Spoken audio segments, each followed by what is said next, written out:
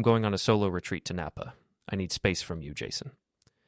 Laura stood in our kitchen doorway, designer luggage already packed, her lawyer's mask firmly in place, the same mask she wore when she was about to screw someone over in court. Take all the space you need, I said, not looking up from my coffee. 20 years of marriage teaches you when to pick your battles. This wasn't one of them. She hesitated, probably expecting a fight. When I didn't give her one, she grabbed her keys with more force than necessary. I'll be back Sunday. The door slammed. Through the window, I watched her BMW disappear down Maple Street, past the same row of houses where we'd raised our daughter Emma, where I'd coached Little League, where I'd believed we were building something permanent in this fading corner of Barton Falls. My phone buzzed before her taillights vanished. Jason, it's Monica. Laura's sister sounded breathless, excited. Why did Laura book a romantic couples package at Silverstone Vineyard with someone named Derek Patterson listed as her husband? The coffee mug stopped halfway to my lips. What did you just say? I work part-time at the travel agency downtown, remember? I process confirmations. Laura's reservation came through this morning. Couples massage, champagne dinner, the honeymoon suite. But here's the weird part. She listed Derek Patterson as her spouse. Derek Patterson. Laura's ex-boyfriend from law school. The same Derek who'd joined her firm 6 months ago as a partner. The same Derek she'd been working late with every Tuesday and Thursday. Monica, can you forward me that confirmation? Already done. Check your email. I opened my laptop with hands that felt steadier than they should have. The confirmation email painted a perfect picture. Mr. and Mrs. Patterson, arriving Friday evening, departing Sunday morning, couples wine tasting, private vineyard tour, romantic dinner overlooking the valley. Laura had been planning this for weeks. Jason, you still there? Yeah, Monica, do me a favor. Forward this to everyone in your book club and your yoga class and that gossip group you're in on social media. Are you sure? That's going to create a firestorm. That's exactly what I'm counting on. Before we deeper into this story, I have one small request. Please subscribe, drop a like, comment, and hit that hype button to boost this channel so more people can discover these incredible Reddit stories. I hung up and stared at the confirmation. Laura thought she was so clever, so untouchable. She'd forgotten that I'd spent 15 years as a project manager at the construction company, coordinating complex operations, anticipating problems, managing logistics. She'd forgotten that I was good at seeing 3 moves ahead. More importantly, she'd forgotten that Monica hated her. My phone started buzzing with texts within minutes. Neighbors, friends, Emma's teachers. Monica worked fast. By noon, half of Barton Falls would know that Laura Matthews had booked a romantic getaway with another man. But that was just the opening move. I called Silverstone Vineyard directly. Good morning, this is Patricia. How can I help you? Hi, Patricia. I'm calling about a reservation for this weekend. Derek and Laura Patterson. Oh, yes, the honeymoon suite. They're arriving tonight. Is there something you need to add to their package? Actually, I'm calling because there's been a mistake. Laura Patterson is actually Laura Matthews. She's married to me, Jason Matthews. Derek Patterson is her lover. Silence stretched across the line. I'm sorry, sir. I'm not sure I understand. Laura is cheating on me with Derek. She used his last name on the reservation to make it look legitimate. I thought you should know before they arrive and start telling everyone they're married. Oh my goodness, sir, I'm so sorry. We had no idea. I figured you didn't. Just thought you'd want to know the truth before they start their little performance. I could hear Patricia talking to someone in the background, voices rising in indignation. Mr. Matthews, we'll handle this appropriately. Thank you for letting us know. Just treat them exactly like what they are. Have a good day, Patricia. I hung up and leaned back in my desk chair, surrounded by the remnants of our life together. Wedding photos on the bookshelf, Emma's school pictures, my old softball trophies from when I thought winning mattered. Laura's laptop sat open on the kitchen counter, forgotten in her rush to leave. She'd always been careless with technology, trusting me to handle the technical stuff. I'd set up all our shared accounts, knew all her passwords.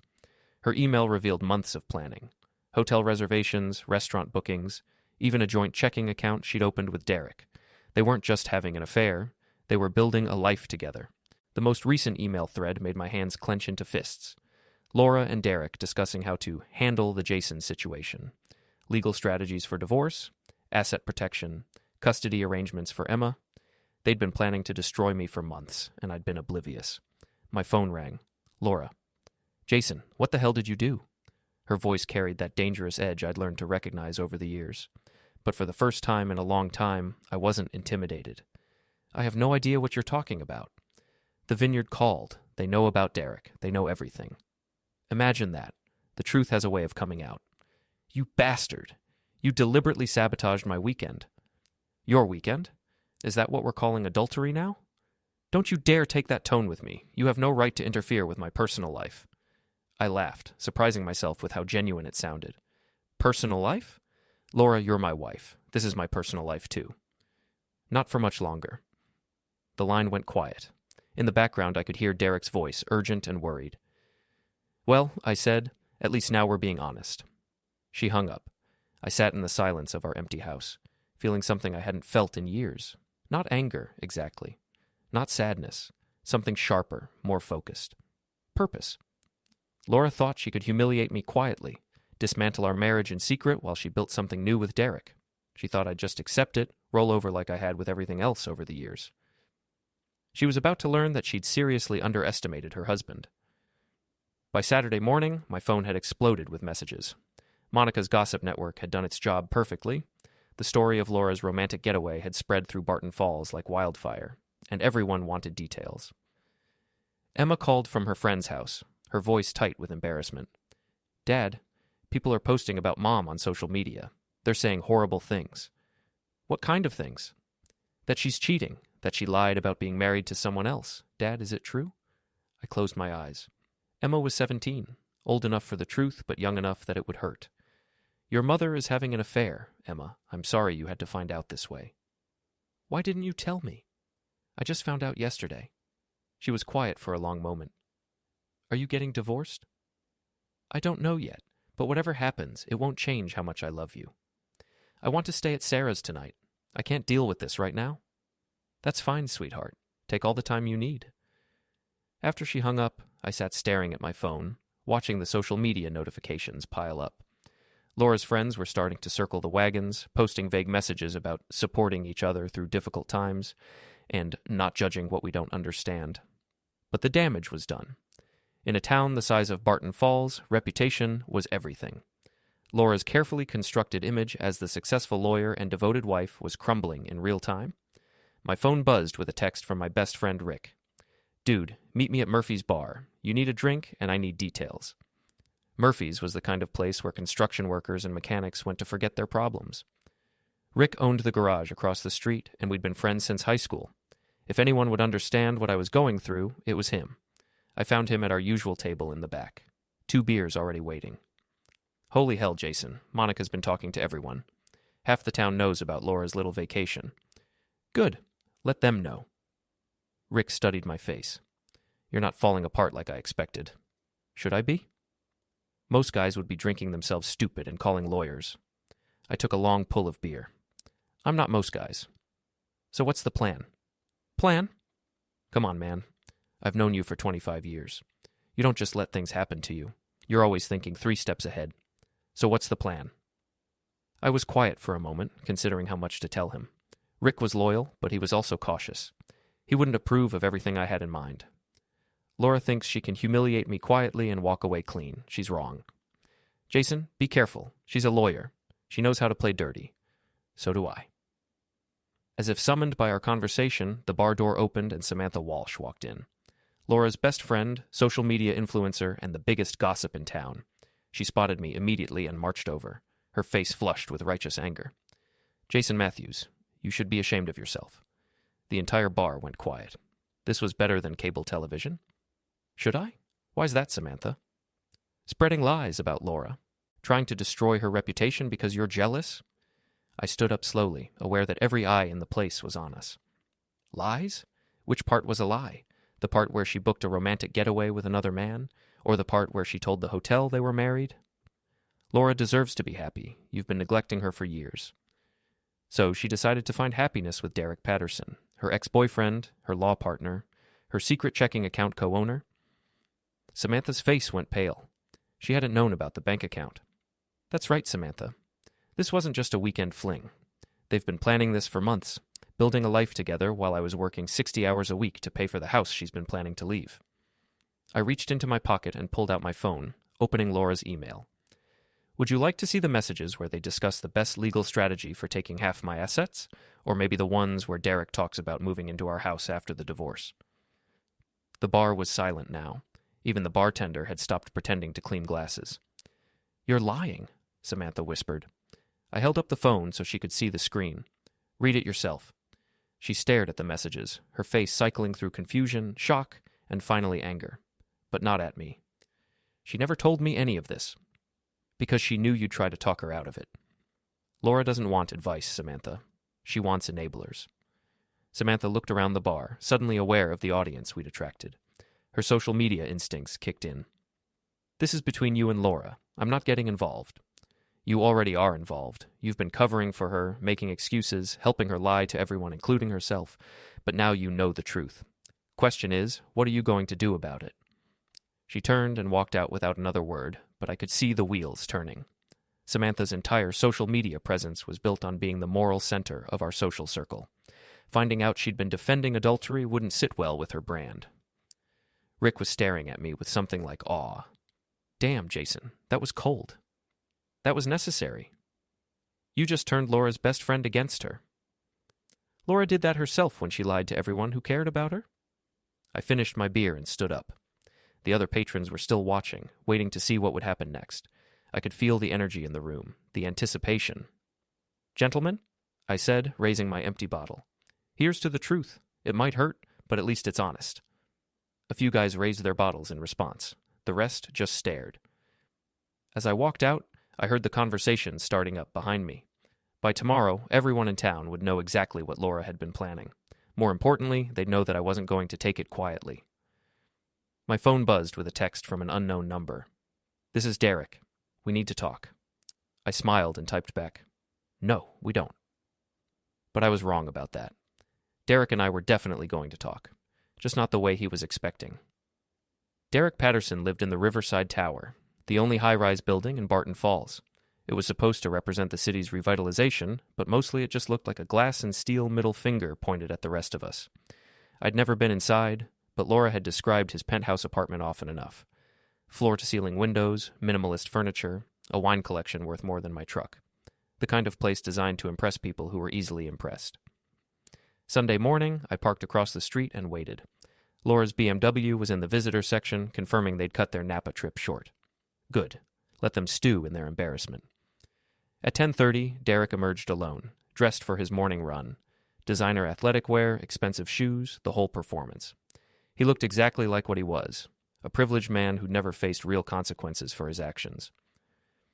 I followed him to Riverside Park, keeping my distance. Derek ran the same route Laura had described, past the tennis courts and around the pond. Predictable, like everything else about him. When he stopped to stretch near the pavilion, I approached. "Derek!" He spun around, startled. Up close, he looked tired, stressed. "Good. Jason, look, I know this is awkward, but..." "Awkward? That's an interesting word choice.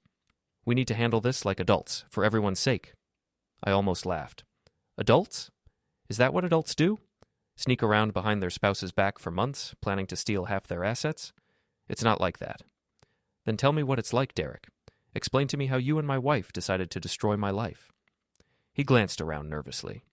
The park was mostly empty, but a few joggers were within earshot. "Can we go somewhere private to discuss this?" "No, I like it here. Public, honest, the way you and Laura should have been from the beginning." "Jason, please. Laura never meant to hurt you. She just meant to leave me. Take our daughter, half our assets, and start over with you. But somehow I wasn't supposed to be hurt by that?" Derek's composure was starting to crack. "The marriage was already over. You both knew it." "Did we? Because I was still showing up every day, still paying the bills, still trying to make it work? When exactly did you and Laura decide it was over?" "Look, I'm sorry you're hurt, but..." "But what? But you deserve her more than I do? But your feelings matter more than my family?" "It's not about deserving anything. Laura and I have a connection." "A connection?" I nodded slowly. "Is that what you call it when you help someone plan to destroy their husband's life?" Derek's face flushed red. "You don't understand the situation." "Then explain it to me. Explain how a man with any honor gets involved with a married woman. Explain how you justify helping her lie to everyone, including our daughter." "Emma will understand when she's older." That was the wrong thing to say. I stepped closer, close enough that Derek had to look up at me. "Don't you ever talk about my daughter again. You don't get to have opinions about her life or her future." "Jason, calm down." "I am calm. If I wasn't calm, we'd be having a very different conversation. Derek looked around again, clearly wanting to leave, but not sure how to extract himself. What do you want from me? I want you to understand something. Laura thinks she can trade up from me to you. She thinks she's getting a better deal, but she's wrong about one thing. What's that? She thinks I'm going to just disappear quietly, let her take what she wants and start over with you. But I'm not going anywhere, Derek. This is my town, my life, my family, and I'm not giving any of it up without a fight. Are you threatening me? I'm explaining reality to you. Laura's reputation is already destroyed. The whole town knows what she did. How long do you think it'll take before that spreads to your law firm, your clients, your professional network? Derek's face went white. He hadn't considered the professional implications. You can't do that. I'm not doing anything. I'm just letting the truth speak for itself. Laura booked a romantic getaway with you while married to me. She opened a joint bank account with you. She planned to leave me and take half my assets. Those are facts, Derek. Public record. She'll sue you for defamation. With what? Everything I'm saying is true. You want to take this to court? Let's go. I'd love to see Laura explain to a judge why she was planning a new life with you while still married to me. Derek was quiet for a long moment, finally understanding the position he was in. What do you want? I want you to stay away from my family. I want you to transfer to another law firm. I want you to disappear from our lives. I can't do that. Laura and you what? Love each other? Then prove it. Take responsibility for what you've done. Face the consequences like a man. It's not that simple. It's exactly that simple. You made a choice, Derek. You chose to get involved with a married woman. You chose to help her plan to leave her husband. Now you get to live with the results. I turned to walk away, then stopped. Oh, and Derek, that nice car of yours in the parking garage, you might want to check on it. His eyes widened. What did you do? Nothing yet, but parking garages can be dangerous places. Lots of accidents happen there. I left him standing by the pavilion, looking sick. Let him worry about his precious BMW for a while. Fear was a useful tool, and Derek struck me as someone who'd never learned to handle it. My phone rang as I walked back to my truck. Laura. Jason, you need to stop this right now. Stop what? Harassing Derek, threatening him. This has gone far enough. Has it? Because from where I'm sitting, we're just getting started. I'm warning you. You're warning me? Laura, you destroyed our marriage, lied to our daughter, and tried to steal half our assets. What exactly are you warning me about? Derek told me what you said about his car. Did he? And what did I say? You threatened to damage it. No, I warned him that parking garages can be dangerous. That's just good advice. Jason, if you touch his car, you'll what? Call the police? Go ahead. I'd love to explain to them why your boyfriend is so worried about his property. She was quiet for a moment. This isn't you, Jason. You're not a vindictive person. You're right. The old Jason wasn't vindictive. But the old Jason also trusted his wife. The old Jason believed in playing fair. Turns out that was a mistake. So what? You're just going to destroy everything. I'm not destroying anything, Laura. I'm just refusing to pretend anymore. You wanted a war? Congratulations, you've got one. Monday morning brought the consequences Laura hadn't anticipated. Monica called at 7 a.m., breathless with excitement. Jason, you need to see the local Facebook groups. Samantha posted a long message about supporting truth and honesty in relationships. She didn't mention Laura by name, but everyone knows who she's talking about. I opened my laptop and found Samantha's post.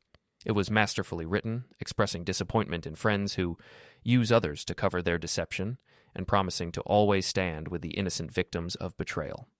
The comments section was brutal. Women Laura had considered friends were expressing shock and disappointment. Her book club had apparently voted to remove her. The charity board she served on was reviewing her position. She's done, Jason. Completely finished socially. What about professionally? That's the best part. Derek's law firm got wind of the scandal. Partners are asking questions about his judgment and professionalism. Word is they're considering asking him to leave. I felt a surge of satisfaction. Laura and Derek had thought they could destroy my life without consequences. They were learning otherwise. My phone buzzed with a text from Emma. Dad, I'm coming home after school. We need to talk. That afternoon, I waited nervously for my daughter. Emma had inherited Laura's intelligence, but my sense of fairness. I hoped that would work in my favor. She walked in looking older than her 17 years, her face set in the serious expression she wore when making important decisions. Dad, I need to know everything, not the edited version. Everything. I told her about the emails, the bank account, the months of planning, about Derek's role in targeting our assets, about Laura's lies to everyone, including Emma herself. Emma listened without interrupting, her face growing harder with each revelation. She was going to take me away from you. She was going to try. And Derek was okay with that? Breaking up our family so he could have what he wanted? That seems to be the case. Emma was quiet for a long time, staring out the window at the neighborhood where she'd grown up. I'm not going with her, Dad. When she tries to get custody, I'm going to tell the judge I want to stay with you. Emma, you don't have to choose sides. Yes, I do. Mom chose her side when she decided Derek was more important than our family. That evening, Laura came by to collect some of her things. Emma was in her room with the door locked, refusing to come out. She won't even talk to me, Laura said, her voice breaking. What did you expect? I expected you to help me explain, to help her understand. Understand what? That her mother is a liar who was planning to destroy her father? It's not that simple. It's exactly that simple, Laura. You made choices. Now you get to live with them. She sat down at the kitchen table, looking defeated. For a moment, I almost felt sorry for her. Jason, can we find a way to fix this? For Emma's sake? Fix what? Your reputation? Your relationship with our daughter? Your career? Our marriage. I stared at her. Are you serious? Derek and I, it's over. The scandal destroyed everything. His firm asked him to leave. My partners are questioning my judgment. Everyone we know has turned against us. So now you want to come back? Now that your backup plan fell through? I made a mistake, a terrible mistake. But we have 17 years together, Jason. That has to count for something. It did count for something, right up until you decided Derek was worth more. Please, I'm begging you, give me another chance. I looked at this woman I'd loved for so long, seeing clearly for the first time in years. She wasn't sorry about the betrayal. She was sorry about the consequences. Laura, do you remember what you said when you left for Napa? You said you needed space from me. I was angry. I didn't mean it. Yes, you did. You meant every word. Just like you meant every email you sent Derek. Just like you meant every lie you told Emma. Jason. Here's the space you wanted, Laura. All of it. Forever. She started crying then, but they weren't tears of remorse. They were tears of frustration, of a plan gone wrong, of consequences she hadn't anticipated. You can't do this. I won't let you destroy me. I'm not destroying you. You did that yourself. I'll fight you in court. I'll take half of everything. Good luck with that. You'll need to find a new lawyer first and explain to the judge why you opened a secret bank account with your boyfriend while planning to leave your husband. She left without another word, but I knew this wasn't over. Laura was a fighter, and she wouldn't go down without using every weapon she had. I was right. The next morning, I woke up to find my truck's windshield smashed and the tires slashed. A note was tucked under the wiper. This is just the beginning. But Laura had made a mistake. She'd escalated to property damage, which meant I could escalate too. I called Rick. Remember what you said about me always thinking 3 steps ahead? Yeah? Time for step 3. The Barton Falls Community Center was packed for the monthly town council meeting.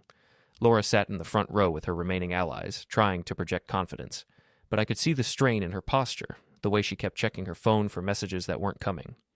Derek sat 3 rows behind her, looking like he'd rather be anywhere else. His expensive suit couldn't hide the fact that he was a broken man. No job, no reputation, no future in this town. I'd requested time on the agenda to address community standards and public trust. Mayor Davidson had approved it, probably expecting some boring speech about municipal services. He was about to be disappointed. Ladies and gentlemen, thank you for letting me speak tonight. I want to talk about truth, consequences, and what happens when people think they're above both. Laura's head snapped up. She hadn't expected this. 3 weeks ago, I discovered that my wife had been living a double life, planning to leave our marriage not through honest conversation, but through deception and betrayal. Murmurs rippled through the crowd. Everyone knew the story, but hearing it officially was different. She booked a romantic getaway with another man, using his name as her husband. She opened secret bank accounts. She planned to take our daughter away from me and claim half our assets, all while lying to everyone who trusted her. That's enough, Laura stood up. This is a public meeting, not your personal therapy session. You're right, it is a public meeting, which makes it the perfect place to discuss public behavior and its consequences. I turned to address the crowd directly. Laura Matthews and Derek Patterson thought they could destroy a family without anyone noticing. They thought they could lie, cheat, and steal their way to happiness. They were wrong. "You can't prove any of that," Derek called out. I pulled out a folder and held it up. Bank records, email transcripts, hotel reservations, all public record now thanks to the divorce proceedings. The room went completely silent. But here's what I really want to talk about. Consequences. Laura lost her social standing, her professional reputation, and her relationship with our daughter. Derek lost his job, his credibility, and his future in this town. They both lost the respect of everyone who knew them. I paused, looking directly at Laura. They thought they were smart enough to avoid consequences. They thought they could hurt people without being hurt themselves. They were wrong about that, too. Laura was shaking with rage. "You self-righteous bastard. You think you're so perfect?" "No, Laura. I think I'm honest. There's a difference." She stormed toward the exit, but I wasn't finished. "There's one more thing everyone should know. Last night someone destroyed my truck. Smashed the windshield, slashed the tires, left a threatening note. I wonder who might have done something like that." Laura froze in the doorway. Derek looked sick. "Of course. I reported it to the police. They're investigating, looking for fingerprints, checking security cameras. It's amazing what technology can reveal these days." Mayor Davidson stood up. "Mr. Matthews, I think you've made your point." "Have I?" "Because I want to be very clear about something. I didn't start this war, but I'm damn sure going to finish it." Laura spun around, her face twisted with fury. "You want to finish it? Fine, let's finish it." She marched back toward me, and for a moment I thought she might actually try to hit me. Instead, she stopped inches away and hissed, "You'll regret this, Jason. I promise you that." "Will I? Because from where I'm standing, I've got nothing left to regret. You already took everything that mattered to me, except Emma, and she chose to stay with her father." That hit home. Laura's face crumpled for just a second before the mask slammed back into place. "This isn't over." "Yes, it is." She left then, Derek trailing behind her like a beaten dog. The crowd watched them go in complete silence. Mayor Davidson cleared his throat. "Well, that was illuminating. Is there any other business for tonight?" I gathered my papers and walked out, feeling lighter than I had in months. In the parking lot, Rick was waiting by his truck, grinning. "Holy hell, Jason, that was epic." "That was necessary. So what now?" I looked back at the community center, where people were still talking about what they'd witnessed. Laura and Derek's reputations were finished in this town. They'd have to start over somewhere else, carrying the weight of what they'd done. Now I go home to my daughter and figure out how to rebuild what they tried to destroy. And Laura? Laura gets to live with her choices, just like the rest of us. As I drove home through the familiar streets of Barton Falls, I thought about justice and consequences, about the price of betrayal and the value of truth. Laura had wanted space from me, and now she had all the space in the world. Emma was waiting up when I got home, sitting at the kitchen table with homework spread out around her. "How did it go, Dad?" "It went exactly like it needed to go." She nodded, understanding without needing details. "Good. Some people need to learn that actions have consequences." "Yes, they do." I sat down across from her, looking at this remarkable young woman who'd chosen honesty over comfort, truth over convenience. Whatever else Laura had done wrong, she'd helped create Emma. That was something I'd always be grateful for. "Dad? Yeah? I'm proud of you for fighting back, for not just taking it. I'm proud of you too, sweetheart, for choosing what's right even when it's hard." Outside, the streetlights illuminated the quiet neighborhood where we'd build our new life. Laura had wanted to tear down everything we'd built together, but she'd forgotten something important. Some things are worth fighting for, and some people are stronger than they look. She'd learned both lessons the hard way.